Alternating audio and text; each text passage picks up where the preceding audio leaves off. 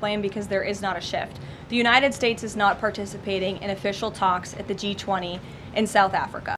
Hello, folks. In a shocking development, about an hour ago, President Cyril Ramaphosa claimed at a meeting in Johannesburg that the United States has backtracked. He kind of laughed and thought it was funny. The United States had backtracked and said they would be participating in the G20 summit. I said that seems implausible given that Ronald Lamola called Donald Trump a white supremacist on a CNN special Sunday, the 16th of December, just in advance of this summit taking place. It seems highly improbable the United States would participate.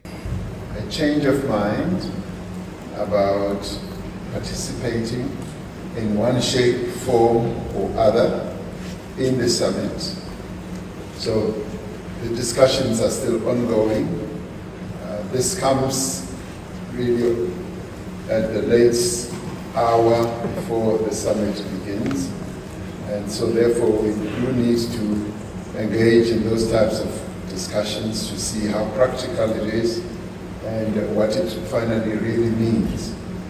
Cyril Ramaphosa was either misinformed or intentionally misled the world and thought it was funny the United States would show up.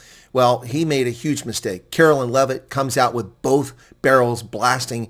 Because there is not a shift.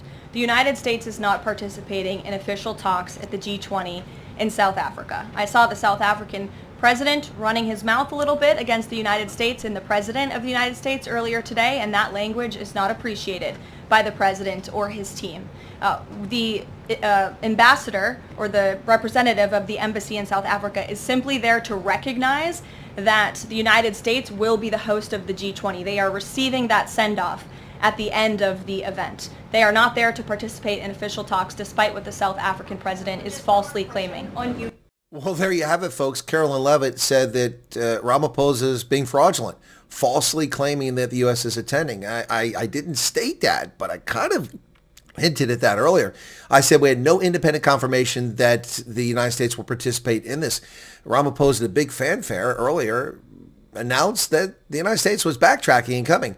And I said nothing from Secretary of State Marco Rubio, nothing from the State Department on their Twitter accounts or their website, nothing from Donald Trump on Truth Social, nothing from anybody, nothing from the White House.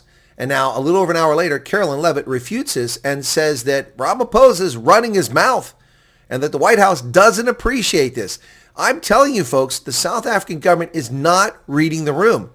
The arrogance, the cheek, and this nonsense that all countries are equal. Sorry, that's not the reality of geopolitics, my friend. You need to read Thucydides on the Peloponnesian War. Read the Malian Dialogue. Now, that's the sad reality. I'm not saying might makes right, but insulting the President of the United States and this tenor is not helpful. And here, this is very strong message coming from Karoline Levitt. I saw the South African president running his mouth a little bit against the United States and the president of the United States earlier today, and that language is not appreciated. This is no doubt going to either get a lot of people in South Africa to shut their mouths or a lot of squawking about this. But the bottom line is that what Cyril Ramaphosa claimed just a little over an hour ago was untrue. Now, this points out something when it comes to the media and about social media and about believing whatever you hear. First off, understanding the underlying circumstance of what's going on, even if you didn't, realizing that Ronald Lamola, the foreign minister, called Trump a white supremacist on CNN Sunday, the 16th of November. There's no way after that happening that the United States was ever going to come to this summit. It's just impossible.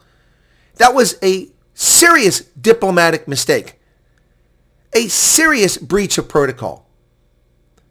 Your ambassador was already P&G'd for calling America racist and Donald Trump white supremacist months ago. And now your foreign minister on the eve of the G20 calls him a white supremacist and says the United States is white supremacy and talks about this replacement theory when Donnie O'Sullivan and CNN interviewed him. A huge own goal. That is fear-mongering to pursue the agenda of white supremacy. You think Trump is pursuing a white supremacist agenda? Yes, I think so. No doubt CNN loved that.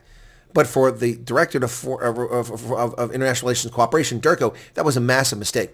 And Ramaphosa doubles down. He's asked outside at the event, walking into the building today, will you be bullied? And he's like, we're not going to be bullied by anybody. Well, without the United States, the whole process of the G20 is moving forward. You will not be bullied.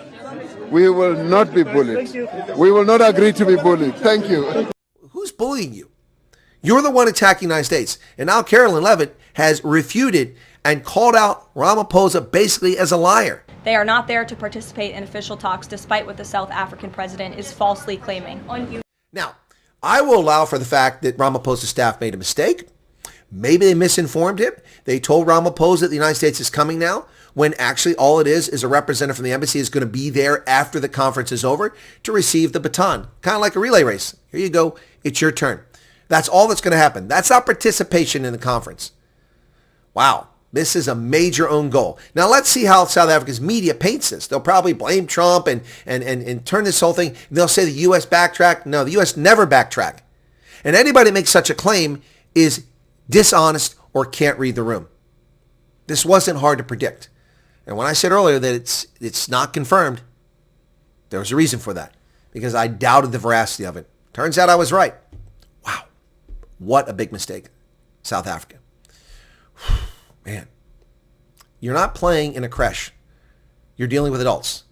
Someone needs to get a copy of Thucydides' The Peloponnesian War and give it to Ramaphosa. Highlight the Malian dialogue. All countries are equal. They're not. Liechtenstein doesn't carry the same weight as Russia. Guyana doesn't carry the same weight as South Africa. And the Netherlands doesn't carry the same weight as China. It just is a reality of life. What say you, South Africa? Mzansi. Cheers.